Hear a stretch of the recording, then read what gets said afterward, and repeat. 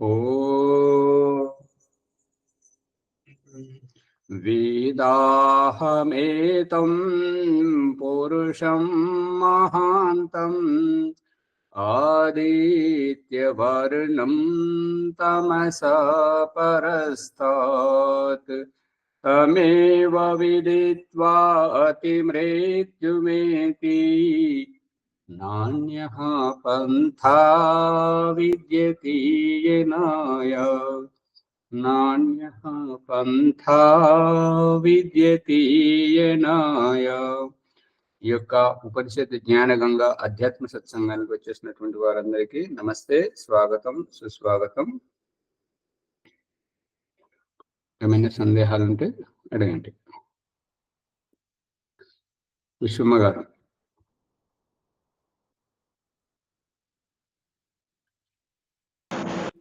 ఆచార్య, ఓం నమస్తే ఆచార్య. నిన్న మహేశ్వరమ్మ గారు అడిగారు ఆచార్య. మహేశ్వరమ్మ గారు, అవును చదవండి.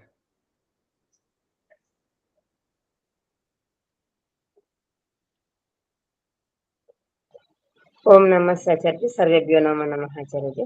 నమస్తే. 8 అంగుళాల పరిమాణం జీవితంది, 10 అంగుళాల పరిమాణం పరమాత్మది. ఎక్కడ 10 అంగుళాల పరమాత్మ పరిమాణం గురించి విశదీకరించి చెప్పగలరని ప్రార్థన అని చెప్పారండి ఆచార్య.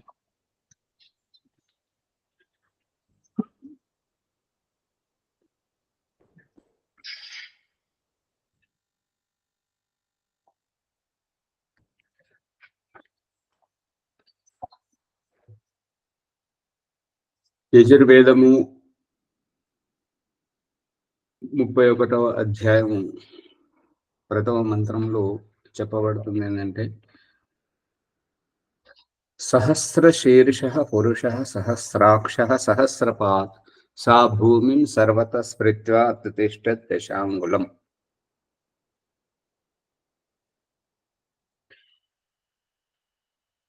మన శిరస్సు బ్రహ్మరంధ్రంలో హృదయాలు 2 ఉంటాయి. ఒకటేమో ఇక్కడ పక్కటెముకల మధ్య భాగం, రెండవదేమో బ్రహ్మరంధ్రంలో.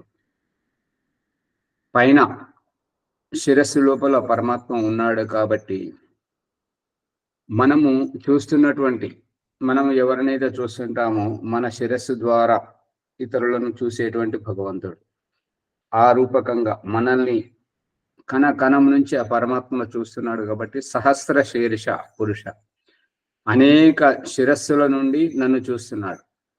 మనమైతే ఒక శిరస్సు నుండి, ఒక తల నుండే ఇతరులను చూస్తుంటాం, కానీ ఇతరులందరూ మనల్ని చూస్తుంటారు. ఆ రకంగా ఇతరులు ఎంతమంది అయితే ఉన్నారో అంతమంది, అన్ని తలల నుంచి పరమాత్మ మనల్ని చూస్తున్నాడు. సహస్రాక్ష, మనం 2 కళ్ళతోటే చూస్తున్నాం, కానీ ఎంతమంది అయితే మనల్ని చూస్తున్నారో వారందరి కళ్ళల్లోంచి పరమాత్మ మనల్ని చూస్తున్నాడు. సహస్రపాత్, మనమైతే 2 కాళ్ళతోటే నడుస్తున్నాం, కానీ మన వైపు వచ్చేటువంటి వారు పశువులు, పక్షులు, మనుషులు ఎంతమంది అయితే ఉన్నారో వేల కొద్ది శిరస్సులు, వేల కొద్ది చక్షువులు, వేల కొద్ది పాదాలతోటి నడుస్తూ మన వైపు వస్తున్నాడు. సా భూమిం, అతడు ఆ యొక్క పరమేశ్వరుడు భూమి, ఈ భూమిని సర్వతః అన్ని వైపుల నుంచి స్పృశిస్తూ అతిష్ట దశాంగుళం 10 అంగుళాల యొక్క పరిధి లోపల ఉన్నాడు. 10 అంగుళాలు, 10 అంగుళాలు ఈ యొక్క పంచమహాభూతాలు మరియు వాయువు, సూర్యకిరణాలు, వీటన్నింటితోటి ఉన్నాడు. ఇంకా విశిష్టమైనటువంటి దీని 10 అంగుళాల యొక్క దానిని ఇవాళ గ్రూపులో పెట్టడం జరుగుతుంది. ఎందుకంటే నిన్న అతిథులు వచ్చారు ఆశ్రమానికి, అందు గురించి విస్తృతంగా చూడలేకపోయాను. దాని గురించి అదే 10 అంగుళాల దూరంలో ఉన్నాడా? 10 అంగుళాల దూరంలో కాదు, 10 అంగుళాల పరిధులలో. 10 ఇప్పుడు పొరలుగా ఉల్లిగడ్డ పొరలు ఏ రకంగా ఉంటుంటాయో భూమి చుట్టూ 10 అంగుళాల పరిధిలో అతను ఉన్నాడు. ఇప్పుడు 10 రకాలుగానా? 10 రకాలుగా కాదు, 10 అంచెలుగా. అంచెలుగా. మళ్ళీ ఈ వ్యాఖ్యానం చేస్తున్నటువంటి ముని గారు ప్రసంగాంతరంగా వెళుతున్నట్టుగా అనిపిస్తున్నది. ఇప్పుడు వేరే వారికి సూటిగా చెప్పమని చెప్తూ తను భూమి గురించి, ఆకాశం గురించి, అంతరిక్షం గురించి, ఇది సృష్టి వైవిధ్యం, ఇది వ్యాఖ్యానంలో వస్తుంటది. కానీ నేను నిన్ను తెలుసుకోవాలంటే మనం చెప్పాలి కదా విషయాలు, ఆ మాటలు. అది నిజమే, కానీ మనకు అంత సమయం లేదు కదా. ఇతరులకు కూడా ఇక్కడ ఏంటంటే సూటిగా అన్నప్పుడు సూటిగానే నేనెవరు, నువ్వెవరు. ఇప్పుడు భగవంతుడు చూపిస్తున్నటువంటి దృష్టాంతం ఏంటంటే, మా ముత్తాత తాతకు మా ముత్తాత పుట్టాడు, మా ముత్తాతకు మా తాత పుట్టాడు, మా తాతకు మా నాన్న పుట్టాడు, మా నాన్నకు నేను పుట్టాను. ఈ రకంగా ఈ ముంగటి మనకి ఎట్లయితే మన ముందట ఎట్లయితే చూపిస్తున్నాడో అదే రూపకంగా మరి ఆ ముత్తాత తాతకు ఎవరు పుట్టించారు, వాళ్ళ నాన్న, వాళ్ళ నాన్న అట్లా వెనుకపోతే సృష్టి ఆరంభంలో పరమేశ్వరుడు ఉన్నాడు. ఆ పరమేశ్వరుని నుండే దానికి ప్రమాణం హిరణ్య గర్భ సమవర్తత అగ్రే హిరణ్య గర్భ స్వరూప పరమేశ్వరుడు ఒక్కడే ఉండి ఈ యొక్క సృష్టి వ్యవస్థను చేశాడు. భూతస్య జాత పతి ఏక ఆసీత్.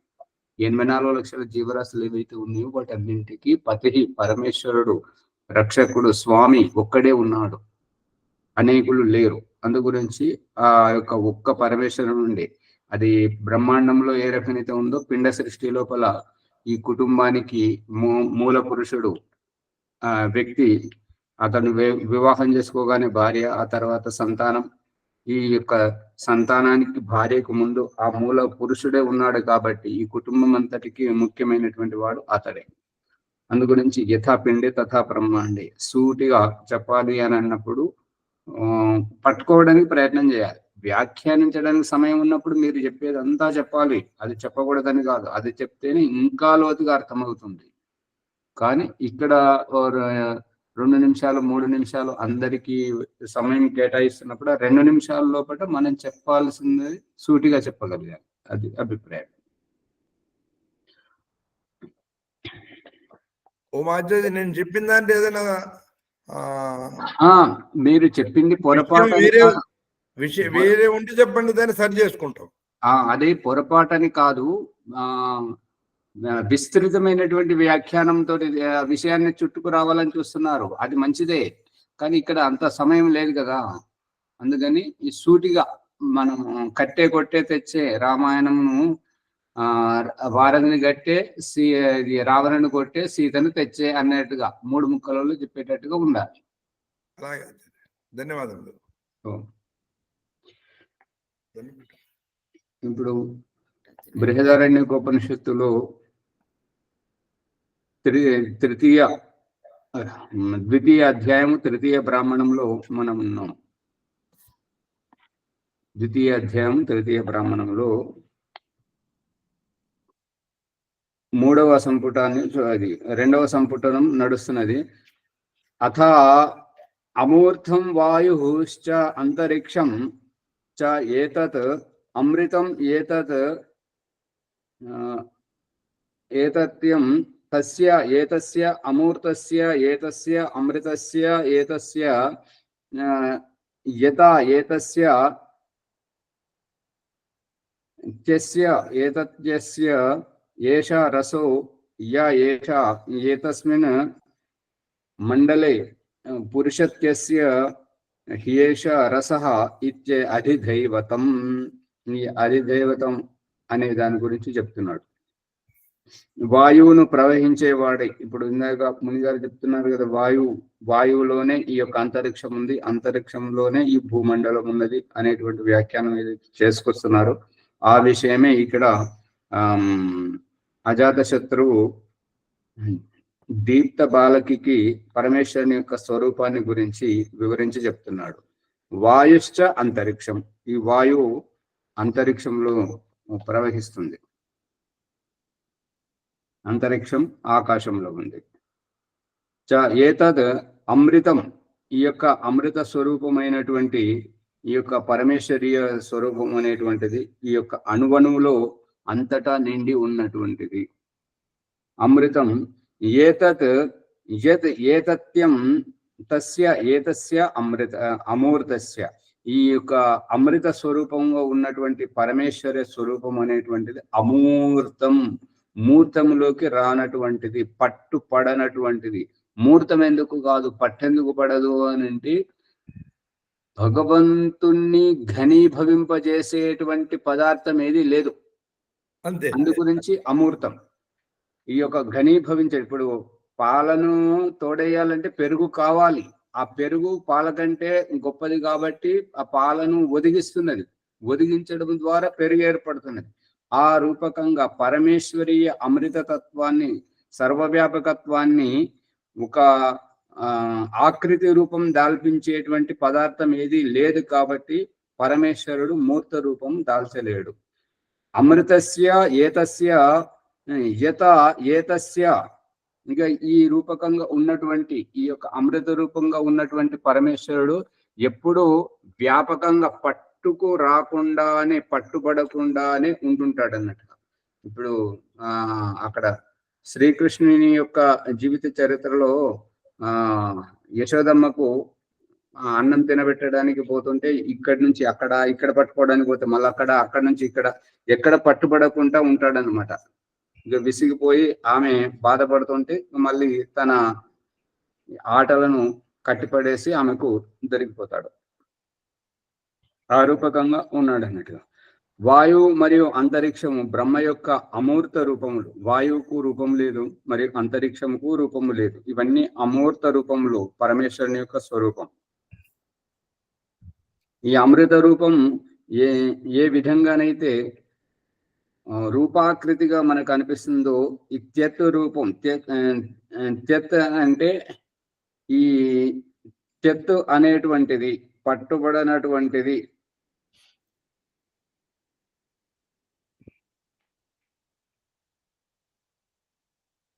త్యస్య అంటే అంటే పరోక్షం, అంటే అతి అంటే ముంగట, త్యత్ అంటే పరోక్షం. పరోక్షం అని అంటే కనబడనటువంటి, కనబడేటువంటిది వాయు రూపం, కనబడేటువంటిది వాయు రూపం.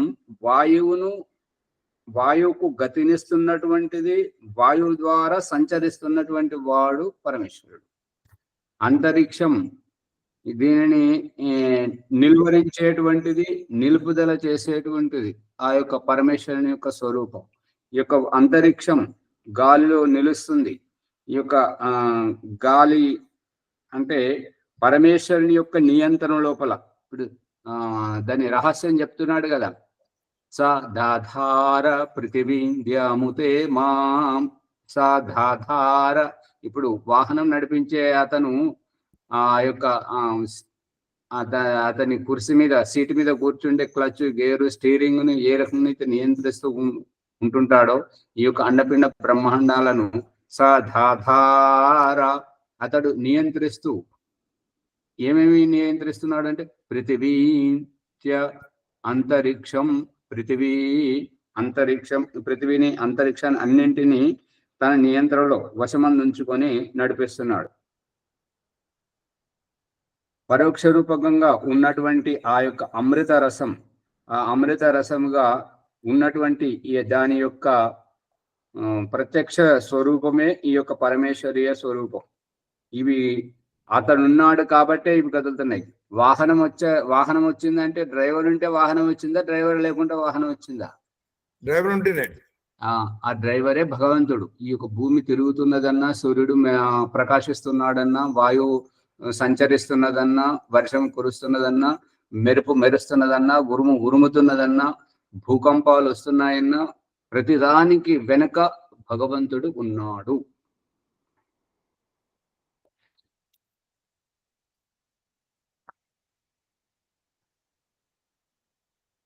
మనకు వ్యవహారంలో కూడా చూపిస్తున్నాడు కదా, డ్రైవర్ను లెక్క చేయకుండా. విమానం వచ్చింది, విమానం ఎగురుతుంది, విమానం దిగుతుంది, విమానం పడిపోయింది, పడవ వచ్చింది, పడవ పోతుంది, పడవ మునిగిపోతుంది అని పడవను కనబడే రూపాన్ని అంటుంటాం, కానీ దాంట్లో నడిపించే అతన్ని ఏమాత్రం లెక్క చేయ. ఆ రూపకంగా భగవంతుడు ఈ యొక్క సూర్యచంద్ర నక్షత్ర గోళాలలో వాటన్నింటి వెనక ఉండి వాటన్నింటిని నడిపిస్తున్నాడు అన్నమాట. అందుకే ఏనద్యౌ ఉగ్రా పృథివీ చ దృఢంగా అంటే ఉట్టి మీద పెట్టినటువంటి పాత్ర కింద పడిపోకుండా ఉట్టి పాత్రను ఏ రకంగా పట్టుకుంటుంటుందో అంత దృఢంగా ఏన జౌహు అంటే అంతరిక్షం, ఉగ్రహ పృథివీ ఈ అంతరిక్షం గాని పృథివీ గాని అన్ని దృఢంగా ఉన్నాయి. ఆషామాషి తమాషాగా లేవు. అవి భగవంతుని యొక్క పూర్తి నియంత్రణలో ఉన్నాయన్నమాట.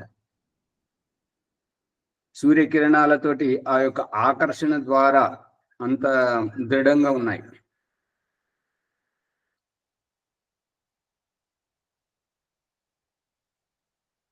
ఆ యొక్క పరోక్ష రూపములను ఆ యొక్క పరమేశ్వరీయ స్వరూప రసం అనేటువంటిది ఇక అణువణువున ఇమిడి ఉన్నందున ప్రతి ఒక్క ఆ రసతత్వంతో ఈ యొక్క ప్రకృతి అనేటువంటిది రసవత్తరంగా ఉండి ప్రాణులన్నింటినీ రంజింపజేస్తున్నది. దాని యొక్క నిచోడు అంటే సారాంశమే సౌరమండలం ఆ యొక్క కనిపిస్తున్నటువంటి ఈ యొక్క పరోక్ష స్వరూపం ఏమిటి అని అంటే ఈ సౌరమండలం యొక్క అధిష్టాత అంటే పురుషుడు ఎవరైతే నడిపిస్తున్నాడో. ఇప్పుడు ఈ మన దేశంను బట్టి చూస్తుంటే ఏంటంటే ఈ యొక్క ప్రదేశాలు దేశములు ఇక్కడ జరుగుతున్నటువంటి అల్లకల్లోలాలు మరియు ఏదైతే సుస్థిరత ఉన్నదో దీని అంతటి వెనక నరేంద్ర మోదీ గారు ప్రధానమంత్రి గారు ఉండి దేశాన్ని శాసిస్తున్నాడు. కానీ అతడు ఎక్కడా కనపడాడు. కానీ ఈ యొక్క దేశం యొక్క ప్రతి క్రియ వెనుక అతనికి సంబంధం ఉంటుంటాడు. బ్రహ్మ యొక్క పరోక్ష రూప రసం అనేటువంటిది అతని యొక్క సారాంశం, అతని యొక్క ఉపస్థితి. అతను ఉంటేనే ఇవన్నీ నడుస్తున్నాయి. అతను ఉండడం వల్లనే ఈ యొక్క ప్రజలు సుభిక్షంగా ఈ యొక్క పథకాలు అందుకుంటూ క్షేమకరంగా ఉన్నారు. ఈ యొక్క ఉద్దండులు తీవ్రవాదులు ఎవరైతే ఉన్నారో వారంతా నియంత్రణలో ఉన్నారు వారి కారణంగానే. అందు గురించి ఈ యొక్క సూర్యుడు ఆ రకంగా ప్రకాశిస్తున్నాడు, మేఘాలు వర్షిస్తున్నాయి, గాలి వీస్తూ అందరికీ ప్రాణాన్ని ధారణ చేయిస్తున్నది అని అంటే దీని అంతటి వెనక పరమేశ్వరుడు ఉన్నాడు అనేటువంటిది అభిప్రాయం. దీని యొక్క సారం, దాని యొక్క అన్ని పరోక్ష రూపాల వెనుక ఉండేటువంటి ప్రతీకమైనటువంటి పురుషుడు అంటే ఈ యొక్క ప్రధానమంత్రి, రాష్ట్రపతి వారు ఎక్కడా కనిపించరు. కానీ వారి నియంత్రణలోనే జరుగుతుంది. మనమంతా ఎవరమో తెలియకున్నా మనమంతా మన సంపత్తికి అంతటికి పన్నులు చెల్లిస్తూ వారి నియంత్రణలోనే మనం ఉన్నాము అని మనల్ని మనం నిరూపించుకోవడం. ఇప్పుడు ఆధార్ కార్డు యొక్క అభిప్రాయం ఏంటి?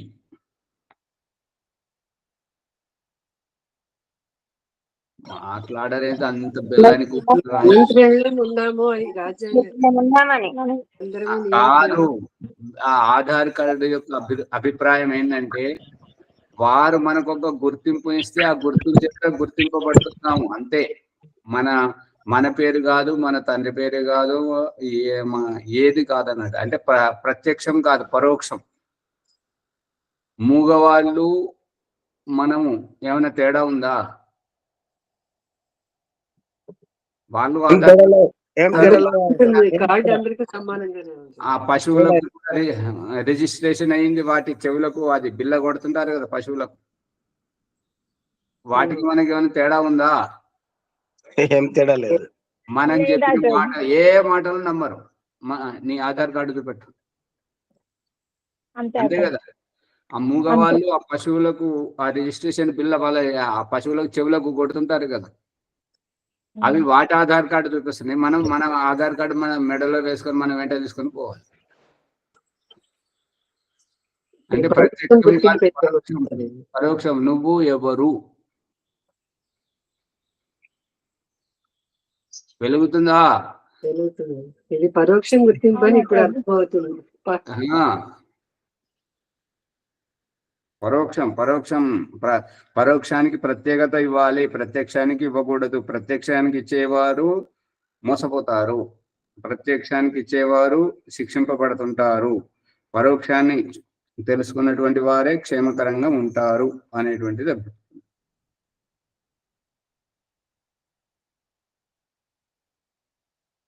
ఈ యొక్క పరోక్ష రూపములను ప్రతీకముగా ఈ యొక్క ఇది ఆధార్ కార్డును పక్కన పెడితే భగవంతుడు ఉంటేనే మనం ఉన్నాము అనేటువంటి రహస్యాన్ని మనల్ని మన తల్లిదండ్రితోటి ముడిపెట్టి చూపిస్తున్నాడు. ఏంటంటే మనం ఎక్కడ ఉన్నా సరే, తల్లిదండ్రి బ్రతికున్నా సరే, చనిపోయినా సరే, నువ్వు ఎవరు అని అంటే తల్లిదండ్రి పేరే చెప్పాల్సి వస్తుంది.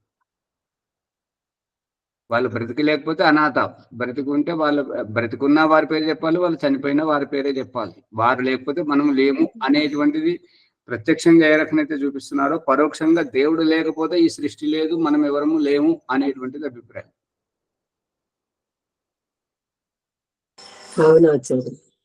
ప్రభాకర్ గారు పట్టుకుంటున్నారా? అవునాచార్య, తెలుసు. ఏ పిండ సృష్టిలో అమ్మా నాన్న ఎంతో, బ్రహ్మాండంలో పరమేశ్వరుడు అంతే. యథా పిండే తథా బ్రహ్మాండే. దర్పణంలో చూసుకొని ముఖ కవలికలు సవరించుకుంటున్నట్టుగా మనం బ్రహ్మాండాన్ని తప్పుగా అర్థం చేసుకుంటే పిండంలో పట్టుబడుతుంటది, పిండాన్ని తప్పుగా అర్థం చేసుకుంటే బ్రహ్మాండంలో పట్టుబడుతుంది. అందు గురించి ఏదైనా కూడా స్పష్టంగా తెలియజేస్తున్నారు.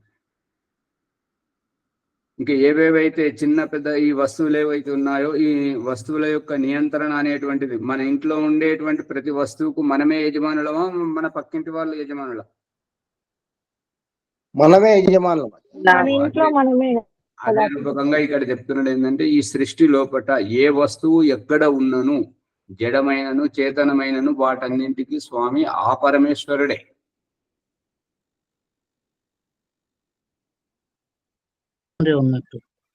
ఇప్పుడు మనుషునికి పోకడలు ఎక్కువనా, దేవుడికి పోకడలు ఎక్కువనా?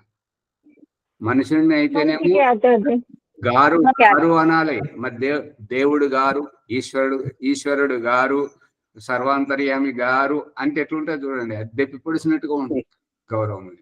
అందు గురించి దేవుడు, ఈశ్వరుడు, సచ్చిదానంద స్వరూపుడు, నిరాకారుడు ఏకవచనంలోనే బాగుంటది. దానికి గారు గారు అని పెడితే అదంతా, ఇప్పుడు అమ్మాజీ వారి పేరు అమ్మ, వారికి జీ అనేటువంటిది హిందీలో అంటే అమ్మగారు అనేటువంటిది. వారు రెండు జీలు పెట్టుకున్నారు, అమ్మాజీ గారు. ఒకటి తెలుగులో జీ, ఇంకోటి హిందీలో జీ. అంటే ఇక దేవుడికి అయితేనే ఒకటి కూడా లేదు. అవి అట్లా అంటే ఇదంతా అహంకారాన్ని మనల్ని మనం సమర్థించుకోవడం, గొప్పగా చూసుకోవడం. కానీ దేవుడు మాత్రం ఏకవచనంలోనే గౌరవింపబడుతున్నాడు. అది తెలవక కావచ్చు. అది కానీ ఏకవచనంలోనే ఎక్కువగా స్వతంత్రత భావం కూడా ఉంటుంది. అంతే మరి. ఏకవచనంలో ఎంత స్పష్టతగా ఉంటుంటాడో, అది బహువచనంలో అంత మనల్ని భ్రాంతిదాయకంగా. ఓ ఆచారి, మరి కొన్ని సందర్భాల్లో మరి గారు అనుకుంటే నడవదు కదా. ఏంటి ఎక్కడ నరేంద్ర గాడు అంటారా? అనరు కదా. ఇప్పుడు గారు అనాల్సిందే కదా. కాదు స్వామి, ఉంటది కాదు. మోదీ మోదీ మోదీ మోదీ అన్నది, మోదీ గారు అని అన్నారు కదా. అంటే ఆచార్య పేరు పెట్టి పిలిస్తే మర్యాద లేదనుకుంటారు ఆచార్య. అది మన విజయలక్ష్మమ్మ గారు చెప్పేటువంటి దానికి సారాంశం అదే. ఇది అజ్ఞానం, మన అజ్ఞానం మాత్రమే. ఇప్పుడు దేవుడి గారి సాక్షాత్కారం, దేవుడి గారి దర్శనం అని అంటే ఎట్లుంటది? ఇప్పుడు మోదీ గారిని అందరూ మోదీ మోదీ అని మోదీ అన్న దాంట్లో చేసుకున్నట్టు కదా. మోదీ అన్న దాంట్లో ఎంత స్పష్టత ఉన్నదో, మోదీ గారు అన్న దాంట్లో అనిపించదు, వారిని వేరు చేసినట్టుగా ఉంటుంది. అందుకని ఇది జీవాత్మకున్న అజ్ఞానం, అది పరమాత్మకున్నది గొప్పదనం.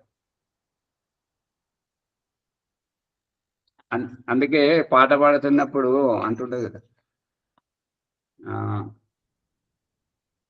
పరమ పితా మా ప్రార్థన వినురా, ఆ వినురా అనేటువంటి రారా పోరా అనేటువంటిది పాడుతుంటే ఆ ఎవరు పాడాలి అట్లా రారా పోరా అని అంటే చాలా విసిగిపోయి ఇక అతని భక్తిలోనే లీనమైపోయి శ్వాస అతని నామస్మరణతోటే శ్వాస అతని ఊపిరి అంతా అతనిలోనే జీవిస్తున్నప్పుడు రారా పోరా అంటే సాన్నిధ్యం ఏర్పడుతుంటది అంతగా.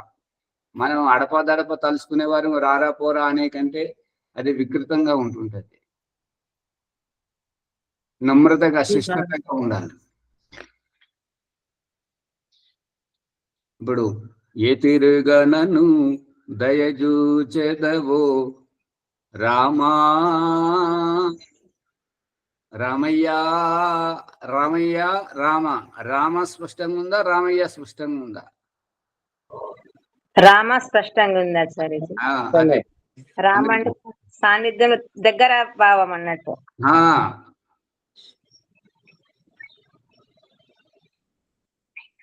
గురువు గారు అంటుంది, గురు అని అది పేరు పెట్టి అనం కదండి. ఇప్పుడు ఆఫీసర్ను కూడా మనం అదే కదా మన అజ్ఞానం. ఇది అల్పజ్జుల దగ్గర అల్ప సంతోషం ఉంటుంటది కాబట్టి నన్ను ఇట్లా మాట్లాడేవు అట్లా మాట్లాడేవు అనేటువంటిది మన దగ్గర ఉన్నది, దేవుడి దగ్గర లేదు కదా. మాట్లాడాలి కదండి. కోపం వస్తుంది దేవుని వెళ్ళే మన్ను పడద్దా? కానీ ఇద్దరు సమానం అనేటటువంటి సహనాభవతు దాంట్లో ఫస్ట్ మాకు గారు పరిచయం చేసినప్పుడు అండి, మా ఇరువురికి కావలసినటువంటి సామర్థ్యాన్ని, శక్తి సామర్థ్యాన్ని ఇవ్వు స్వామి అంటే అక్కడ భేదం అనేది లేదు కదా. కాకపోతే నేర్చుకున్నప్పుడు శిష్యుడిగా ఉన్నప్పుడు విద్య నేర్చుకునేటప్పుడు కానీ ఇద్దరికి సమానత్వం కావాలని ఇద్దరు కోరుకోవటం కానీ ఆచార్యజీ అది అప్పుడు నేను గుర్తించింది అయితే అంతేను. కానీ ఈ రకంగా ప్రతి వస్తువును నియంత్రిస్తున్నాడు, ప్రతి ప్రాణిని నియంత్రిస్తున్నాడు, అండపిండ బ్రహ్మాండాలన్నింటినీ తన అధీనంలో ఉంచుకొని నడిపిస్తున్నాడు. ఏది కూడా గతి తప్పకుండా తన నియమాన్ని పాటిస్తున్నది కాబట్టి వాటి యొక్క వ్యవస్థను సత్యవ్రత మంత్రాల ద్వారా అగ్ని వ్రతపతి, వాయు వ్రతపతి, సూర్య వ్రతపతి, చంద్ర వ్రతపతి అన్ని అవి వ్రతంలో ఉన్నాయి. కానీ ఈ యొక్క వ్రతాన్ని విస్మరించేవాడు, నియమం తప్పేవాడు మనుషుడు ఒక్కడే కాబట్టి ఆ జడ వస్తువుల ద్వారా చేతన వస్తువులకు జ్ఞానోదయం కలిగిస్తున్నాడు. పశువులు, పక్షులు ఏవి నియమం తప్పు, ఒక మనుషుడు ఒక్కడే తప్పుతాడు. అందు గురించి అతన్ని సవరించడానికే ఇదంతా వ్యవస్థ. ఈ బ్రహ్మాండంలో ప్రత్యక్షంగా ఉన్నాడు అనేటువంటిది ప్రతి వస్తువు కనబడుతుంది. అంటే ఇప్పుడు మనం పోవడానికి దారి కనబడుతుందంటే ఎవరో నడిస్తే దారి ఏర్పడ్డదా, లేదంటే మనం నడిస్తేనే దారి ఏర్పడ్డదా? ముందు ఎవరు వెళ్తే దారి ఏర్పడుతుంది.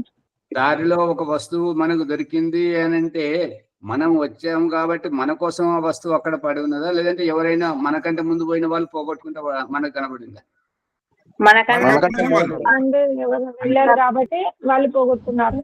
అందుకనే ఈ వస్తువులు కనబడుతున్నాయి. సూర్య, చంద్ర, నక్షత్రాలు, గ్రహాలు ఇవన్నీ కనబడుతున్నాయి కాబట్టి మనల్ని పుట్టించడానికి మన అమ్మ నాన్న ఎట్లనో వీటన్నింటినీ పుట్టించిన వాడు, వ్యవస్థ చేసిన వాడు పరమేశ్వరుడు ఉన్నాడు అనేటువంటిది తెలుస్తుంది. ఇప్పుడు చుట్టాలు వస్తున్నారని చెప్పేసి వంటకాలు చేసి పెట్టినట్టుగానే మనం పుడుతున్నామని చెప్పేసి అమ్మ ఎదలో మన ఆహారం, స్తన్యపానాన్ని ఏర్పాటు చేసి మనకు తాగించడం దీని ద్వారా తెలుస్తలేదా? మనకు సేవ చేయడానికి అమ్మను చేత కాకుండా బలహీనపరిచి మన పక్కన పడుకోబెట్టి మనకు సేవ చేయించడం, ఇదంతా భగవంతుడు నేను పరోక్షంగా ఉన్నాను, నువ్వు ప్రత్యక్షమే, నువ్వే సర్వస్వం కాదు అనేటువంటిది.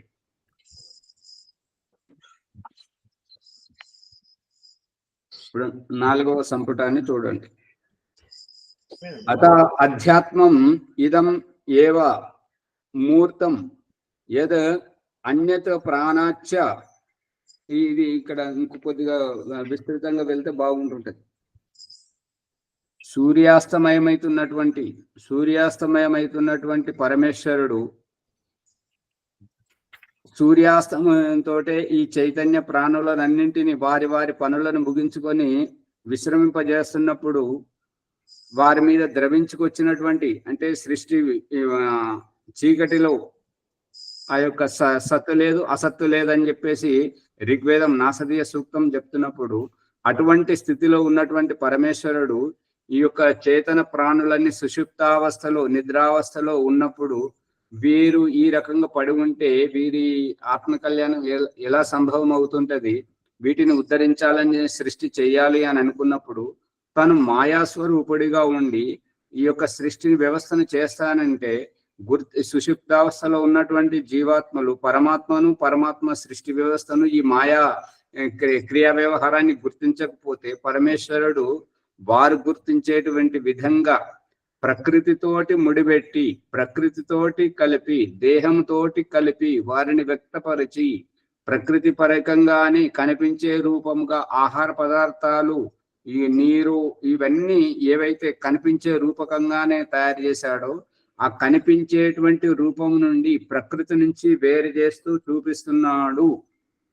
పంచమహాభూతాల నుంచి వేరు చేసి ఆహార పదార్థాల నుండి వేరు చేసి ఈ యొక్క పురుషునిలో శుక్ర రూపం నుంచి వేరు చేసి పిండ రూపం నుంచి తల్లి గర్భం నుంచి ప్రసవం ద్వారా ప్రకృతి నుంచి వేరు చేస్తూ మళ్ళీ మృత శరీరం నుంచి వేరు చేస్తూ కనబడే రూపం నుంచి వేరు చేస్తూ తెలుస్తుందా? వలిచి చూపిస్తున్నాడు. ఇదంతా కనబడేదంతా అజ్ఞానం, కనబడేదంతా నాశనం అయ్యేటువంటిది. నువ్వు నాశనం కానివాడివి, నీకు చావు లేదు, నీకు రోగము రాదు, నీకు ఈ యొక్క ప్రకృతి ప్రకోపాలు నిన్ను పీడించవు. పీడించేదంతా కనబడేటువంటిది ప్రకృతినియే. ఆచారి ఒక డౌట్ వస్తుంది ఆచారి, ఆత్మ ఇన్ని రకాలుగా ఇన్ని లక్షల జీవరాశులకి వెళ్ళి తిరిగినాక మళ్ళీ వేరే జీవులకు పోయినప్పుడు దాని యొక్క అలవాట్లు వాడి మళ్ళా చెడు పనులు చేయడము ఎందుకు అట్లా? ఇప్పుడు మీ చిన్న కొడుకు పుట్టాడు కదా, మీ మనవడిని అడగండి, నువ్వు ఈ చిలిపిగా ఎందుకు చేస్తావు? ఒక వస్తువు ఇస్తే దాంతో ఆడుకొని పడుకోవచ్చు కదా, నువ్వు అది దాంతో కొద్దిసేపు ఆడుకొని దాన్ని అక్కడ పడేసి మళ్ళీ ఇంకోటి కావాలని ఎందుకంటే అన్నాడు. ఇదే జీవాత్మల యొక్క పరిస్థితి భగవంతుడు చూపిస్తున్నటువంటి అల్ప సంతోషం. దేనితోటి పూర్ణమైనటువంటి సంతోషం అనేటువంటిది ఉండదు. ఏది కొద్దిసేపే అది మనము అనుకున్నట్టుగా పూర్తిగా సంతృప్తి పడినట్టయితే దేవుడికి జీవుడికి తేడా ఏముంటది? తండ్రికి పిల్లలకు తేడా ఏముంటది? తండ్రి పిల్లలు పిల్లలే, దేవుడు దేవుడే, జీవుడు జీవుడే అనేటువంటి రహస్యాన్ని విప్పడమే ఈ రహస్యం. అర్థమవుతుందా శ్యామలయ్య గారు? చిన్నపిల్లల మనస్తత్వం. ప్రభాకర్ గారు అడగండి. లేదా సార్ ఏం లేదు, మరి మైక్ ఆన్ లో పెడుతున్నారు అందుకని. ఈ యొక్క మళ్ళీ కూడా వినండి, ఈ ప్రకృతిని పట్టుకోవడమే మన దేహ రూపం, కనిపించే రూపం ప్రకృతి యొక్క వికారం. ఈ యొక్క ప్రకృతిలో కదులుతున్నటువంటి చెట్టే గాని మనుషులే గాని 84 లక్షల జీవరాశులే గాని ఈ కదులుతున్నటువంటి తత్వం చేతన తత్వం, జీవాత్మ తత్వం, కనబడుతున్న తత్వం ప్రకృతి యొక్క వికారం. ఆ ప్రకృతి యొక్క సంయోగంలోనే మనం మన యొక్క దేహాన్ని చూసుకోవడం, జీవితాన్ని చూసుకోవడం జరుగుతుంది. భగవంతుడు నువ్వు అది కాదు, కనబడే రూపం కాదు అని చెప్పేసి మనల్ని ఒలిసి చూపిస్తున్నాడు. పరమాణు రూపం నుంచి పంచమహాభూతాల నుండి అన్నవోషధుల నుంచి శుక్రం నుంచి ఈ యొక్క జీవాత్మ నుంచి పిండ రూపం నుంచి శిశువు నుంచి బాల్యం, యవ్వనం, ప్రౌఢావస్థ, వృద్ధాప్యం నుంచి మృత శరీరాన్ని నుంచి ఒలిచి చూపిస్తున్నాడు జీవాత్మ తత్వాన్ని. ఈ యొక్క అసఫలమైన జీవితంలోనేమో మృతదేహం నుంచి సఫలమైనటువంటి జీవితంలోనేమో ఈ యొక్క జీవన్ముక్తి, ఈ యొక్క 84 లక్షల జీవరాశుల జీవితం ఏదైతే ఉందో ఆ జీవిత అవస్థ నుంచి చైతన్య అవస్థకు, ఆత్మస్థితికి, జీవాత్మ స్థితి నుంచి ఆత్మస్థితికి. ముందేమో ఈ జన్మలు ప్రాప్తింపజేస్తున్నప్పుడేమో ఆత్మస్థితి నుంచి జీవాత్మ స్థితికి ఇక చివరికి సఫలమైనప్పుడేమో జీవాత్మ స్థితి నుంచి ఆత్మస్థితికి. జీవాత్మకు ఆత్మకు తేడా ఏంటంటే జీవం పోసినప్పుడు ఈ శ్వాస తీసుకొని ఉండడం కాబట్టి జీవాత్మ. ఇప్పుడు జీవన్ముక్త అవస్థలో జీవితం లేదు కాబట్టి కేవలం శుద్ధ ఆత్మతత్వం. ముక్తిలో శుద్ధ ఆత్మతత్వం నుంచి జీవం పోసుకొని ఈ యొక్క 84 లక్షల జీవరాశుల యొక్క జన్మలలోకి వచ్చింది కాబట్టి జీవాత్మ అనబడ్డది. ఇప్పుడు ఈ ప్రయత్నంతో జీవన్ముక్తిని పొందుతున్నప్పుడు జీవన్ముక్త అవస్థ, ఇక జీవితం లేదు, శ్వాస అవసరం లేదు, ఇంద్రియాలు అవసరం లేదు, శుద్ధమైనటువంటి ఆత్మతత్వంలో ఉన్నప్పుడు ఇక అది ఆ ఆత్మగానే పరిగణించబడుతుంది, జీవాత్మ అనబడదు. జీవం పోసుకుంటున్నప్పుడు జీవించి ఉన్నప్పుడు జీవాత్మ అనబడుతుంటాయి. ఆ జీవాత్మయే చనిపోతుంది, కానీ ఆత్మకు చనిపోవట్లేదు, ఆత్మకు చావు లేదు.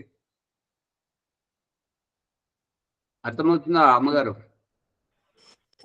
జీవితమే జీవాత్మ. భగవంతుడు ఒలిచేటువంటి స్థితిని మన జీవిత వ్యవహారంలో భగవంతుడు చూపిస్తున్నటువంటిది ఏంటంటే, మనం ధారణ చేసినటువంటి వస్త్రధారణలోంచి బయటకు రప్పింపజేయడం, పడుకొని కప్పుకున్నటువంటి ఆ యొక్క వస్త్రాలలోంచి బయటకు రాజేయడం, ఎక్కిన వాహనంలోంచి బయటకు రప్పింపజేయడం, స్నానానికి నీళ్ళలోకి వెళ్ళినప్పుడు నీళ్ళలోంచి బయటకు రప్పింపజేయడం, ప్రతిదీ కనబడే రూపం నుంచి ఆవరణంలోంచి బయటకు రప్పింపజేస్తున్నాడు. ఇది చాలా జాగ్రత్త పట్టుకోవాలి లోతుగా. ప్రకృతి నుంచి వేరు చేసి చూపిస్తున్నాడు. నువ్వు ప్రకృతి కాదు, నువ్వు కనబడే తత్వం కాదు, నువ్వు నిరాకార స్వరూపము అనేటువంటి రహస్యాన్ని విప్పి విప్పి విప్పి మరీ చెప్తున్నాడు. జీవాత్మకే రూపము లేనప్పుడు ఇక ఇది అర్థం చేసుకోవాలంటే కొద్దిగా నవ్వుకోవాల్సిందే. దేవుడు ఏ రకంగానైతే అసంఖ్యాకమైనటువంటి ఈ యొక్క 84 లక్షల జీవరాశులను తయారు చేశాడో అదే రూపకంగా కూడా ఒక కళాకారుడు రాళ్ళను పట్టుకొని శిల్పాలను చెక్కుతున్నాడు.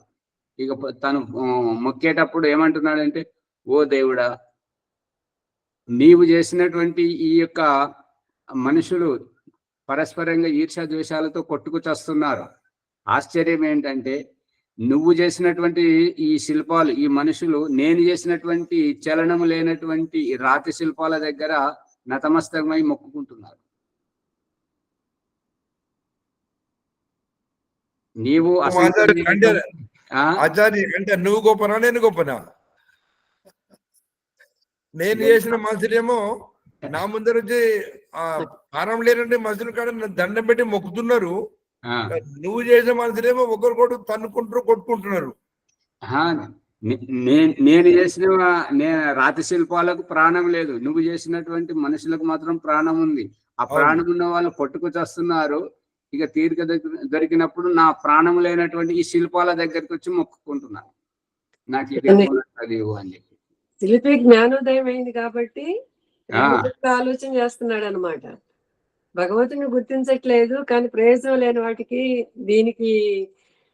దీనికే మొక్కుకుంటున్నారు అనేటటువంటిది అభిప్రాయం ఏమో. అందు గురించి ఈ ప్రకృతి తత్వం కనబడే రూపం అజ్ఞానము అనేటువంటిది అభిప్రాయం. ఇక 4వ సంపుటం చూడండి. అథ అమూర్తం ప్రాణశ్చ, ఇది అథ అధ్యాత్మం ఇదం ఏవ మూర్తం. ఈ అధ్యాత్మం అనేటువంటి దాంట్లోనే మూర్తం ఉన్నది. అధ్యాత్మ రూపంలో ప్రవేశించినప్పుడు ఆ యొక్క మూర్త రూపం అనేటువంటిది అవసరం. అధ్యాత్మంలో ప్రవేశించినప్పుడు ఈ మూర్త రూపం ఎందుకు అవసరము అని అంటే, పట్టుబడితేనే పట్టుబడనటువంటి స్థితికి చేరుకోవడం. ఈ ఒక మూర్త రూపం ఉంటేనే అమూర్త రూపానికి చేరుకోవడం. మూర్త రూపం ద్వారానే ఈ యొక్క దారిలోకి రావడం. మూర్త రూపం ఉన్నప్పుడే, ఈ మూర్త రూపంతోటే జీవం పోసుకోవడం, మూర్త రూపంతోటే మనం పరిపక్వం అవ్వడం. అందు గురించి ఈ యొక్క అధ్యాత్మం ఇదం ఏవం మూర్తం, అధ్యాత్మ రూపం అనేటువంటిదే మూర్తం, మూర్త రూపం, ఆకృతి రూపం. అధ్యాత్మము మూర్త రూపం ఏమిటి అని అంటే, నేను మొక్కుకోవడానికి, నేను ఉపాసన చేయడానికి, నేను ధ్యానించడానికి, నేను పొందడానికి. అందుకే ఈ ప్రసాద తీర్థ వ్యవస్థ, ప్రసాదము అనేటువంటి వ్యవస్థ ఏంటంటే ప్రసన్నం చేసేటువంటిది. తీర్థం అనేటువంటిది ఏంటంటే తరింపజేసేటువంటిది. జ్ఞానము ఆ సృష్టి ఆరంభంలో భగవంతుడు కల్పిస్తున్నటువంటివి. ఈ యొక్క ధ్యానంలో కూర్చున్నటువంటి వారికి, సమాధిస్థమైనటువంటి వారికి వారి సందేహాలను నివృత్తి చేసి ప్రసన్నము చేయడము, వారిని ఈ జన్మ నుంచి, ఈ యొక్క భౌతిక దేహం నుంచి, భవసాగరం నుంచి తరింపజేసేటువంటిది తీర్థం, జ్ఞానం. కానీ మనకు చెప్పేటువంటి గురువుల యొక్క అజ్ఞానం వల్ల ఈ యొక్క కొబ్బరి నీళ్లు, తులసి తీర్థమేమో తీర్థము, ఇంకా పులుపు కలిపినటువంటి పులిహోర, కారం కలిపినటువంటి వడలు అవన్నీ మనకు ప్రసాదం. ఆ రకంగా మనం నమ్ముతున్నారు.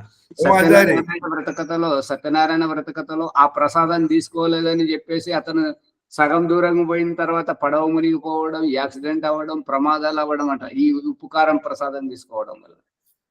అంటే అట్లా తీసుకోలేదని బోధించాలని మానేసేసి ప్రసాదాన్ని బోధించున్నారు ఆచార్య. అదే అందుకని అసలైన ప్రసాదం, అసలైన తీర్థం మనకు అందుబాటులో కూడా చేస్తున్నారు. కానీ అక్కరలేనటువంటిది అంతకంటే గొప్పగా మనం వండుకోగలం ఇంట్లో. ఆ ఉప్పు కారం తోటి ఉన్నటువంటి పదార్థాన్ని, కొబ్బరి నీళ్ళు కానీ ఇంకా అద్భుతంగా, వాళ్ళైతే చెంచడే పోస్తాడు, మనమైతే గిలాసడు తాగొచ్చు కొబ్బరి బొండం తీసుకుంటాం. కానీ అది కాకుండా మనకు అసలైన జ్ఞానం చెప్పాల్సింది విడిచిపెట్టి ఈ రకంగా పదార్థాలతో మనల్ని తృప్తిపరుస్తున్నారు అన్నట్లు. మళ్ళీ ఆ పదార్థం తీసుకోకపోతే నీకు ఇట్లా అనిష్టం జరుగుతుంటది, నీకు ఇట్లా యాక్సిడెంట్ జరుగుతుంటది, నీకు ఇట్లా వ్యాపారంలో నష్టపోతావు అని చెప్పి అట్లా భయపెట్టి ఈ రకంగా చేయరు. ప్రసాదానికి ప్రాముఖ్యత ప్రాముఖ్యత ఎక్కువ ఇస్తున్నారు. అదే మరి మనం ఎంత గొర్రెలాగా ఉంటే మనల్ని అంతా వాళ్ళు తప్పుదోవ పట్టిస్తున్నారు, ఆ భ్రాంతిలో ఉంచుతున్నారు అన్నట్టు.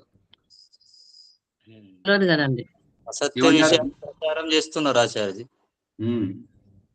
అందు గురించి ఈ యొక్క ఆత్మజ్ఞానం తెలిసినటువంటి వారు చాలా లోతుగా ఈ చింతన మననని దిధ్యాసనం చేసి సమాజంలోకి వెళ్ళి ఈ యొక్క జ్ఞానాన్ని ప్రచారం చేయాలి.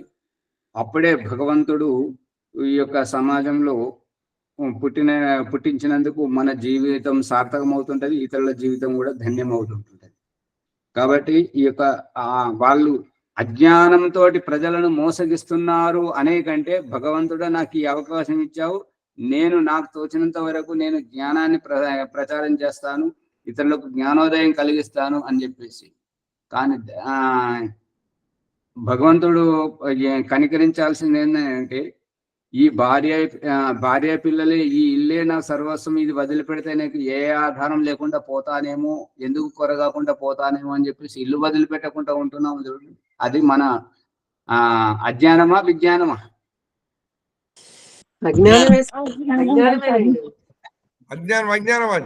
శ్యామలయ్య నోటి నుంచి మాట వస్తలేదు, ముక్కునలు వస్తున్నాడు చూడండి దేవుడు. మరి అజ్ఞానంలోంచి విజ్ఞానంలోకి రావాలి అని అన్నప్పుడు, భగవంతుని జ్ఞానాన్ని తెలియని వారికి తెలియజెప్పాలి అని అన్నప్పుడు భగవంతుడు ఏం చూపిస్తున్నాడు అంటే, రెండు కాళ్ళను ముందుకు పోవాలంటే వెనుక కాలం తీసి ముందట పెట్టాల్సిందే తప్పనిసరిగా. నేను తండ్రి శరీరంలోనే ఉంటానంటే, నువ్వు తండ్రి శరీరంలో ఉంటే కుదరదు, నువ్వు దేహధారణ చేయాలని చెప్పేసి రేచక శక్తి ద్వారా తల్లి గర్భంలోకి పంపించడం. తల్లి గర్భంలో 4 మాసాల పిండం అంటుంటదంట. అమ్మో నాకు ఇక్కడ చాలా సానుకూలంగా ఉంది, నేను బయటకు పోనంటే, నువ్వు బయటకు పోకపోతే నాకు ప్రాణానికి ప్రమాదం, నాయన నువ్వు బయటకు రమ్మని చెప్పేసి తల్లి అది జన్మింపజేస్తుంటది అన్నట్టుగా. అంటే మనం ముందుకే పోతుండాలి, కానీ ఎక్కడుంటే అక్కడే ఉంటే చెడిపోతామని చెప్పేసి చూపిస్తున్నాడు. ఏంటంటే, ప్రవహిస్తున్న నది శుద్ధముగా ఉంటుంటదా, నిల్వ ఉన్నటువంటి నీళ్లు ఆ కుంటల్లో నీళ్లు శుభ్రంగా ఉంటాయా? నది శుభ్రంగా ఉంటుంది. అందుకనే ఈ మన ప్రవాహంలోనే మనల్ని పరిశుద్ధం గావిస్తున్నటువంటిది పరమేశ్వరుని యొక్క వ్యవస్థ. మనం అక్కడే ఉంటాము, ఆ భార్య పిల్లల్లోనే ఆ ఇంట్లోనే ఉంటాము అని అంటే అక్కడ ఎన్ని రోజులు ఉండవు, కాలం నిన్ను తరుముకుపోతుంది. నిన్నంటే ప్రతి ఒక్కరిని ఎవరినైనా సరే మనం నిరంతరంగా ముందుకు వెళ్ళాలి, కానీ అక్కడే ఉంటామని అనుకోవడం సరైనటువంటిది కాదు. అదే వాహనంలో కూర్చున్నటువంటి వ్యక్తి నీ గమ్యం రాగానే నువ్వు వెళ్ళిపోవాలి, కానీ నువ్వు అక్కడే ఉంటానంటే వాహనంలో కూర్చుండే ఇస్తారా? వాళ్ళు కూర్చొనివ్వరు కదా.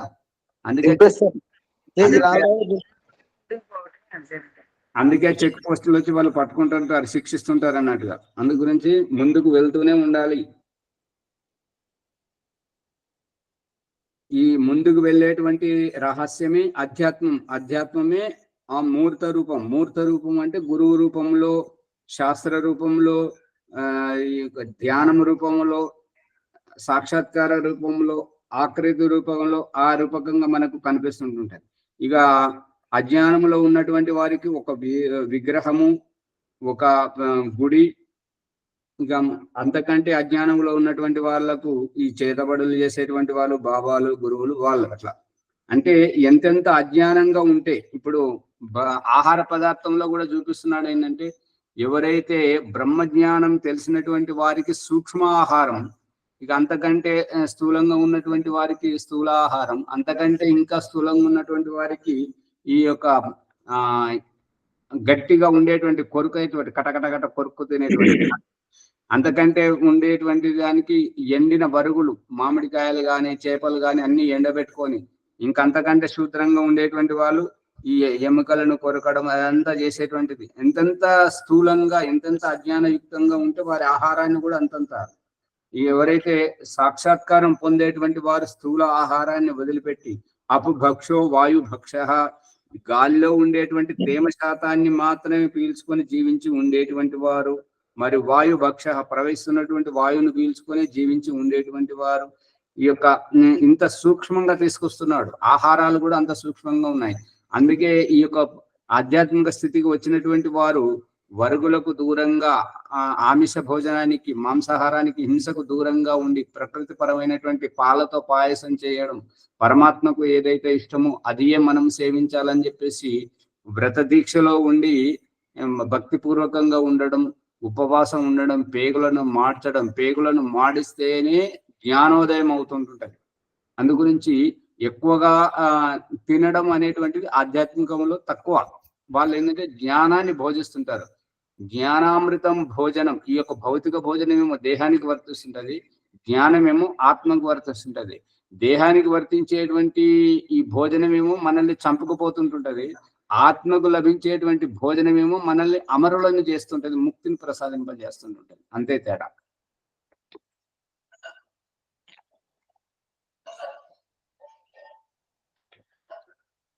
ఏద అన్యత్ ప్రాణాచ్చ యశ్చ అమంతః ఆత్మన్ ఆకాశ, ఈ యొక్క ప్రాణం ఇచ్చేటువంటి వాయువు స్పర్శ రూపకంగా మనకు తెలుస్తుంది, మూర్త రూపకంగా మనకు తెలుస్తుంది. కానీ యహ అమంతః అంటే మనకు పట్టుకు రానటువంటిది, ఈ యొక్క ఒప్పుకోజాలనటువంటిది, ఒప్పుకోవాలంటే పట్టుకు రావట్లేదు కాబట్టి ఆ రకంగా పట్టుబడినటువంటిది. ఆత్మన్ ఆకాశ, ఆత్మ ఆకాశం, ఆత్మ కూడా పట్టుబడదు, ఆకాశం కూడా పట్టుబడదు. ఈ పట్టుబడదు అని అంటే మన స్థూల దేహానికి పట్టుబడదు, అంతేగాని జ్ఞానానికి పట్టుబడదు అనేటువంటిది కాదు. జ్ఞానానికి పట్టుబడుతుందా లేదా ఆత్మ పరమాత్మ? పట్టుబడుతుంది. ఏ రకంగా పట్టుబడుతున్నది చెప్పండి. పరమాత్మ ఏ రకంగా పట్టుబడుతున్నాడు, ఆత్మ ఏ రకంగా పట్టుబడుతుంది? పరమాత్మ ఆత్మ గురించి ప్రత్యక్షంగా చూపిస్తున్నాడు కదా. ఆహార పదార్థాల నుండి శుక్రం నుంచి గర్భధానం ద్వారా జీవత్వం పిండ రూపం దాల్చుకొని ఈ యొక్క జన్మించడం, ఆయువునంత బ్రతకడం, ఆయువైపోగానే చనిపోవడం, ఈ యొక్క మృత శరీరాన్ని దాటి ముందుకు పోవడం, ఇది జీవాత్మని స్పష్టంగా చూపిస్తున్నాడు. కానీ వ్యవహారంలో నువ్వు ఎవరు అనేటువంటి మన ప్రత్యక్షాన్ని అంతా తుడిచిపెట్టి పరోక్షంగా తన ఉన్నటువంటిది తెలుసుకోవాలని చెప్పేసి ఈ ఆధార్ కార్డు కానివ్వండి, ఇంకా నువ్వు కనబడుతున్నటువంటి వ్యక్తి మన ఇంటికి వచ్చి మనల్ని అడుగుతున్నప్పుడు మనం వేసే ప్రశ్నతోటి, లేదంటే మనమే ఎవరి దగ్గరికైనా వెళ్ళి అడుగుతున్నప్పుడు మనకు వాళ్ళు అడుగుతున్నటువంటి ప్రశ్న నువ్వు ఎవరు, మనకు ఫోన్ చేసినా ఎవరు అని చెప్పేసి మనం అడుగుతుంటాం కదా. ఆ రూపకంగా ఎవరు అనేటువంటి దాన్ని ఒలుస్తూ పోతుంటే, అంటే మన ముత్తాత తాతకు మన ముత్తాతకు మన తాతకు మన తండ్రికి మనం ఏ రకంగా అయితే ఇట్లా పుట్టుకుంటూ వచ్చామో అదే రూపకంగా నువ్వు ఎవరు అనేటువంటి దాంతో ఒలిసి భగవంతుడు తన గురించి తన ఆచూకని చూపిస్తున్నాడు. విత్తనం నాటేటువంటి వ్యవసాయదారుని గురించి ఈ పంట చేను వ్యవసాయదారుని తెలుసుకోమని అంటున్నది. ఈ యొక్క చెట్టు నాటినటువంటి పండ్లు తినేటువంటి వ్యక్తిని చెట్టు ఎవరిదో తెలుసుకోమంటున్నాడు. ఈ యొక్క గూడు ఈ ఇంటి నుంచి వైదొలిగినటువంటి వ్యక్తికి కనబడే ఇల్లు, ఈ ఇల్లు ఎవరిది అనేటువంటి అడిగిపిస్తున్నాడు. ఈ రకంగా ప్రత్యక్షం నుంచి పరోక్షాన్ని పట్టుకోజేస్తున్నాడు. భగవంతుడు తన ఆచూకీని తెలియజేస్తున్నాడు. కాబట్టి ఈ భగవంతుడు ప్రత్యక్షమే, జీవాత్మ ప్రత్యక్షమే. కాబట్టి మనకు ఈ మూర్త రూపకంగా ఈ యొక్క భౌతిక దేహంతో, భౌతిక దేహానికి యొక్క చేతులు ఈ చేతికి పట్టుబడడు అనేటువంటిది అమూర్త రూపం.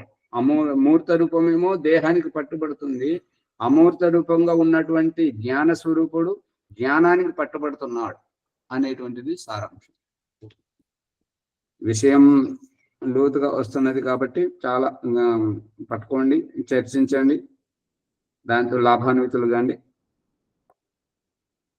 ఈ రకంగా జ్ఞానవంతులు అవుతారని ఆశిస్తూ ఈ యొక్క ఎపిసోడ్ ను లైక్ చేయండి, షేర్ చేయండి, సబ్స్క్రైబ్ చేయండి, పక్కనున్న గంట సింబల్ ను గట్టిగా నొక్కండి. మీకు అన్ని రాబోయేటువంటి వీడియోలన్నీ మీకు అందరికి చేరుతాయి. నమస్తే. ధన్యవాదములు ఆచార్య ఓంప్రకాష్ గారు, ధన్యవాదములు. బృహదారణ్యక ఉపనిషత్తు 2వ బ్రాహ్మణంలో 2వ అభ్యాసంలో 4వ బ్రాహ్మణం 3-4 ఉన్నాము. పరమాత్ముడు తర్వాత జీవాత్మ ఏ విధంగా మనం గుర్తించాలి అనేటువంటి భావనం, కనబడేటువంటి తత్వాన్ని ఈ శరీరం గుర్తిస్తుంది. అంటే శరీరం ద్వారా, మూర్ధ రూపము ద్వారా కనబడే తత్వాన్ని గుర్తించాలనేటువంటి చక్కని జ్ఞానాన్ని ప్రసాదిస్తున్నారు. వారికి ధన్యవాదములు. అనంతరము ఎపిసోడ్ను లైక్ చేయండి, షేర్ చేయండి, సబ్స్క్రైబ్ చేయండి, 1-2 సార్లు వినండి. పక్కనే ఉన్న గంట సింబల్ను గట్టిగా నొక్కండి, మీకు అన్ని ఎపిసోడ్లు వస్తాయి. తర్వాత సువర్చలమ్మ గారు వైదిక సంధ్యోపాసన చేయిస్తారు. ఓం నమస్తే. వైదిక సంధ్యోపాసన వినపడుతుందా అండి? అమ్మగారు వినబడుతుంది, వినబడుతుందమ్మా.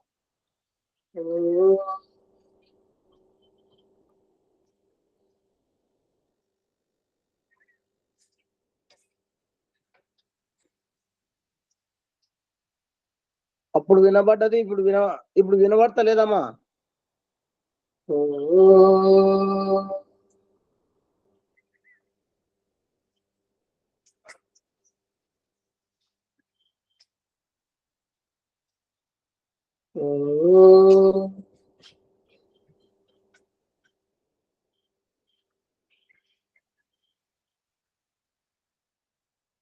తల్లి గర్భం నుండి బయటకు వస్తున్నటువంటి శిశువు అక్కడ ఉన్నటువంటి వైద్యంలోను ఆయంలోను పరమేశ్వర తత్వాన్ని చూసి ఆశ్చర్యంతో ఓం అమృతోపస్తరణమసి స్వాహ.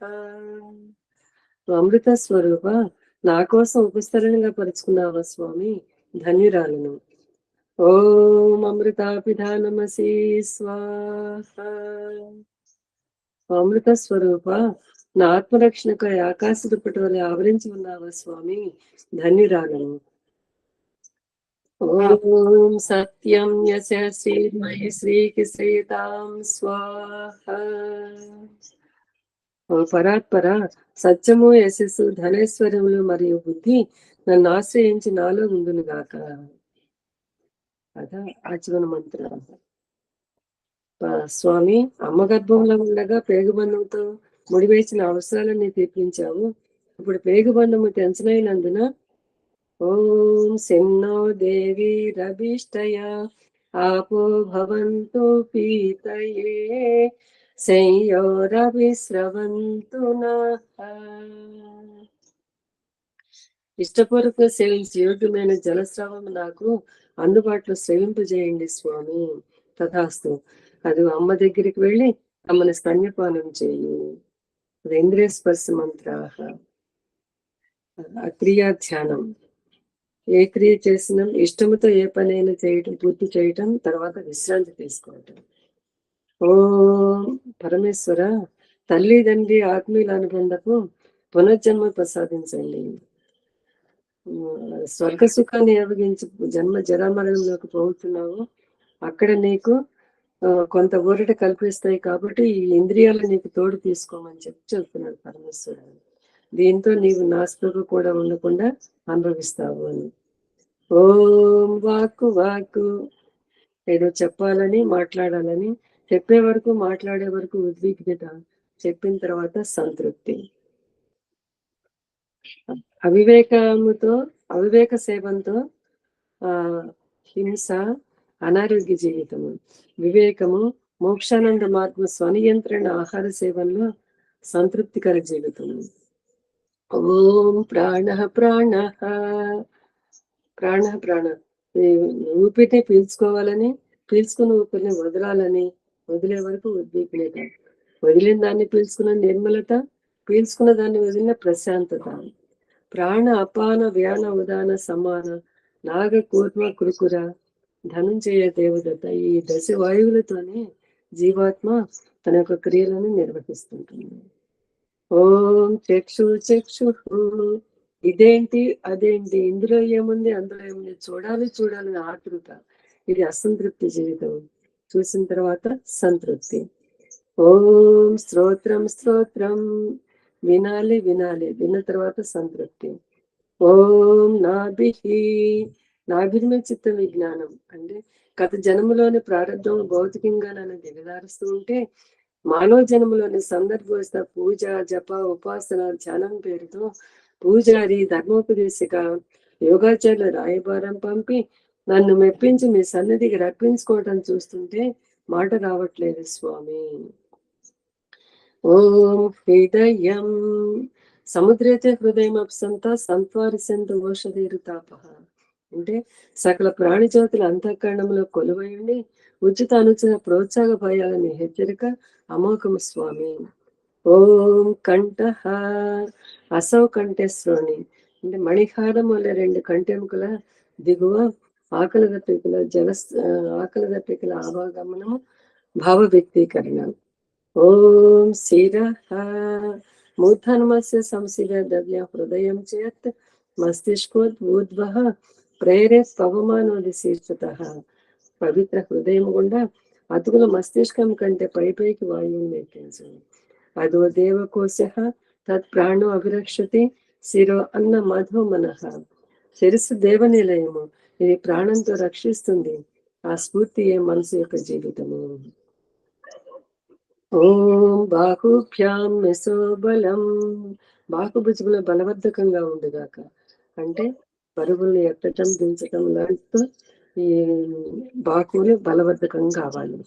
ఓం కరతల కరవృష్టే మోదాహ ప్రమోదాహ అంగుళీరం కాని మిత్రమ్య సహా అసౌమ్య కర్మవీర్యం కరచరణాల వ్రేళ ఉత్సాహ ప్రకృష్టానంద యోగ సహనం.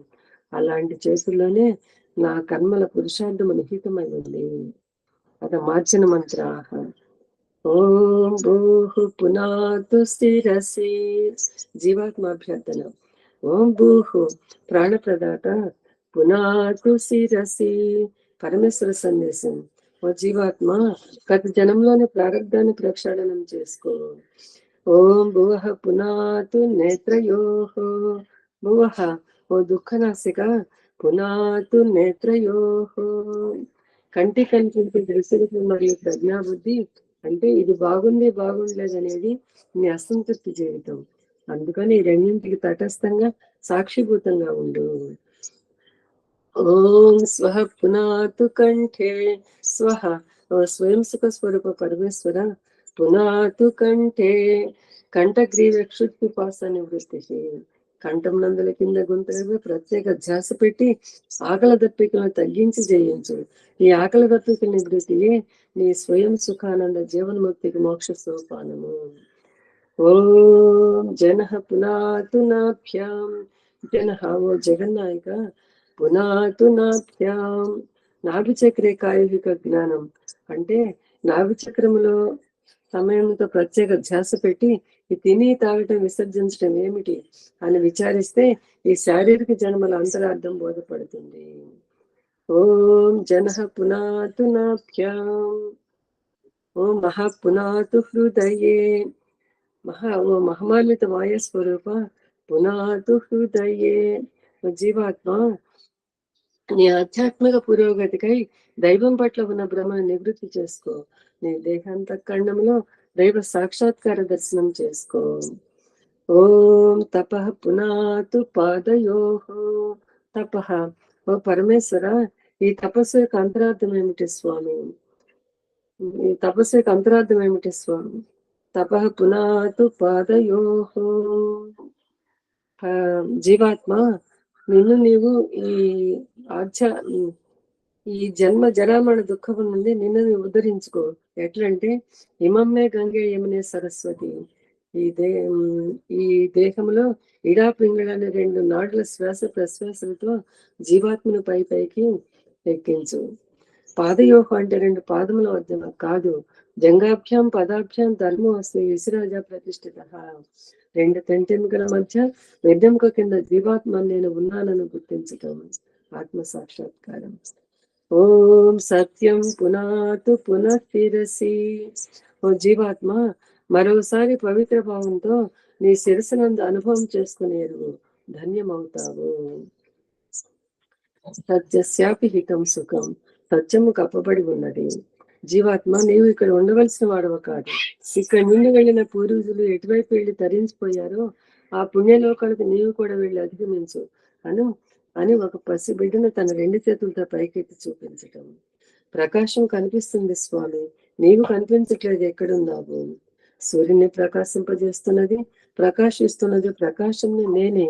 అశక్తితే వర్ణయితం గిరా తదా స్వయం తదంతఃకరణేన విష్యతే. ఓం సత్యం పునాతు పునఃశిరసి. ఓం సత్యం, అవినాశి అయిన సత్యస్వరూప పునాతు పునఃశిరసి. ఈ దేహపింజరం నుండి దేహాతీతి దేహి అంతటా వ్యాపించి ఆకాశంలో అంతటా వ్యాపించి ఉన్న ఆ ఈశ్వర అనుభూతిని పొందటం. అధ 7 అంతరయాత్ర. ఓం భూహు, ప్రాణప్రదాత, జీవం పోసుకోవటం. ఓం భువ, దుఃఖనాశిము, త్యాగభావము. ఓం స్వహ, స్వయం సుఖ స్వరూప అవస్థ. ఓం మహ, తన్మయత్వ భావము, పరమేశ్వర లక్షణము. ఓం జన, సాక్షిభూతంగా దేహాతీతి దేహమును చూచటం. ఓం తప, జంగాభ్యాం పదాభ్యాం ధర్మవస్తు విశ్రాజ ప్రతిష్ఠిత. 2 తెంటెముకల మధ్య వెన్నెముక కింద జీవాత్మ నేను ఉన్నానని నిప్పుగా గుర్తించి అపానవాయువు ఎటు పీల్చినను బ్రువిటిలో ఉన్నటువంటి జీవాత్మకు తెలియచేయటం. ఓం సత్యం, ఓం సత్యం, అవినాశైన సత్యస్వరూపుడు అంతటా వ్యాపించి ఉన్నాడని గుర్తించటం. సాక్షిభూతంగా దేహాతీతి దేహమును చూపటం. జీవితంలో తప్పు చేసిన వారు దిగజారి అంతకంటే దిగజారటానికి అవకాశం లేని అట్టడు స్థాయి నుండి పురోగమించి సఫలమైన వారు పరమేశ్వర మండలానికి తిరిగి వెళ్తారు. అసఫలమైన వారు అగమర్షణ మంత్రములతో ఈ మొదటి అంశం పూర్తయింది. ఈసారి ఏ విధంగానైనా సరే సఫలం కావాలనే దీక్షతోటి పరమేశ్వరుడు సర్వదా సర్వత్రా జీవులందరి కర్మను చూస్తున్నాడని, ఆత్మను మనసును పాపం వైపు పోనీయక ఓం వేతం చ సత్యం చ పీత తపస్సు చ జాయత తతో రాత్ర జాయత తతః సముద్రో నవః సముద్రాదర్ణవాటవీ సంవత్సరో అజాయత అహోరాత్రాణి విదద్విశ్వస్య మిషతో వసి సూర్యా చంద్రమసౌ ధాతా యథా పూర్వమకల్పయేత్ దివం చ పృథివీం చ అంతరిక్షమదో స్వః. ఓం శన్నో దేవీరవిష్టయా ఆపో భవంతు పీతయే సంయోరవిశ్రవంతు నః. అది ఆ మనసా పరిశ్రమ మంత్రాలు. అన్ని వైపుల నుండి ఆ దేవదేవుడే మనల్ని రక్షిస్తున్నాడన్న ఆత్మవిశ్వాసంతో ఓం ప్రాచీ దిగగ్నిరధిపతి రసితో రక్షితాదిత్యా ఇషవః తేభ్యో నమో అధిపతిభ్యో నమో రక్షత్రిభ్యో నమః యశేభ్యో నమ ఏభ్యో అస్తు యోస్మాన్ వేష్టియం వయం విశ్వస్తం ఓజంభే దత్మః. తూర్పు దిశలో అగ్ని అధిపతి అయి కొడవల వలె ఆదిత్య కిరణములతో హక్కును చేర్చుకుంటూ రక్షిస్తున్నావు స్వామి. ఓం దక్షిణాది ఇంద్రోధిపతి తిరస్థిరాజీ రక్షిత పితర ఇషవః తేభ్యో నమో అధిపతిభ్యో నమో రక్షత్రిభ్యో నమః ఋషిభ్యో నమ ఏభ్యో అస్తు యోస్మాన్ ద్వేష్టియం వయం విశ్వస్తం ఓజం భేదత్మః. దక్షిణ దిశలో ఇంద్రుడిగా అధిపతివై వంకర టింకరగా కుటిలంగా నడిచేటటువంటి వాటి నుండి తల్లిదండ్రుల వలె కనిపెడుతూ కాపాడుతూ రక్షిస్తున్నావు స్వామి. ఓం ప్రదీచి దిక్కు వరుణాధిపతి పృదాకు రక్షిత నమిషవః తేభ్యో నమో అధిపతిభ్యో నమ రక్షత్రిభ్యో నమ ఋషిభ్యో నమ ఏభ్యో అస్తు యోస్మాన్ ద్వేష్టియం వయం విశ్వస్తం ఓజం భేదత్మః. పడమర దిశలో వరుణుడిగా అధిపతివై ఆహార ధాన్యాల్లో పొట్టతో పాకుతూ ఉండే పురుగులను ఆశ్రయింపజేసి ఈ అన్నము నిరపదముతో తినటానికి వీలైనదని తెలుపుతూ అన్నదాతగా రక్షిస్తున్నావు స్వామి. ఓం ఉదీచి దిక్కు సోమోధిపతి స్వజో రక్షిత శనిరిషవః తేభ్యో నమో అధిపతిభ్యో నమో రక్షత్రిభ్యో నమ ఋషిభ్యో నమ ఏభ్యో అస్తు యోస్మాన్ ద్వేష్టియం వయం ద్విశ్వస్తం ఓజం భేదత్మః. ఉత్తర దిశలో సోమం అధిపతివై స్వయంగా పుట్టుకొచ్చేటటువంటి క్రిమి కీటకాలని విద్యుత్ మెరుపుతో పంటలను సస్యశ్యామలం చేస్తూ రక్షిస్తున్నావు స్వామి. ఓం ధ్రువా దిక్కు విష్ణురధిపతి కల్మాష గ్రీవో రక్షిత వీరుదయిషవః తేభ్యో నమో అధిపతిభ్యో నమో రక్షత్రిభ్యో నమ ఋషిభ్యో నమ ఏభ్యో అస్తు యోస్మాన్ ద్వేష్టియం వయం విశ్వస్తం ఓజం భేదత్మః. క్రింది దిశలో విష్ణువాధిపతి అయి భూగర్భ విషవాయువుల కాలుష్యాన్ని వృక్షములతో నిర్వీర్యం కావిస్తూ రక్షిస్తున్నావు స్వామి. ఓం ఊర్ధ్వా దిక్కు బృహస్పతిరధిపతి శ్రిత్రో రక్షిత వర్షమిషవః తేభ్యో నమో అధిపతిభ్యో నమో రక్షత్రిభ్యో నమ ఋషిభ్యో నమ ఏభ్యో అస్తు యోస్మాన్ ద్వేష్టియం వయం ద్విశ్వస్తం ఓజం భేదత్మః. పై దిశలో బృహస్పతిగా అధిపతివై చర్మంపై తెల్ల బొల్లి వంటి కుష్టి వ్యాధిని నీటితో నయం చేసి రక్షిస్తున్నావు స్వామి.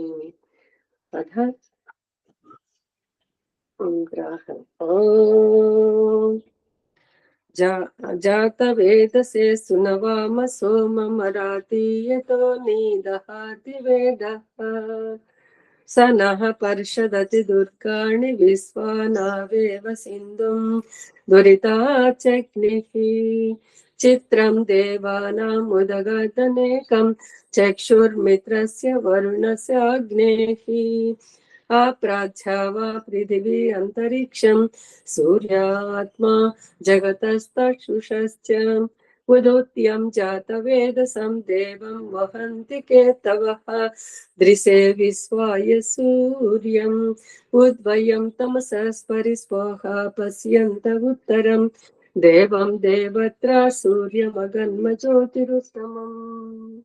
సఫలమైన వారు పరమేశ్వర మండలానికి వెళ్ళిపోతారు. అసఫలమైన వారు ప్రాయశ్చిత మంత్రంతో ఓం తచ్చక్షుర్దేవహితం పురస్తాత్ శుక్రముచరత్ పశ్యేమ శరదాశతం జీవేమ శరదాశతం సృడియామ శరదాశతం ప్రభ్రవామ శరదాశతం అధీనాః స్యామ శరదాశతం భూయస్య శరదాశతాత్.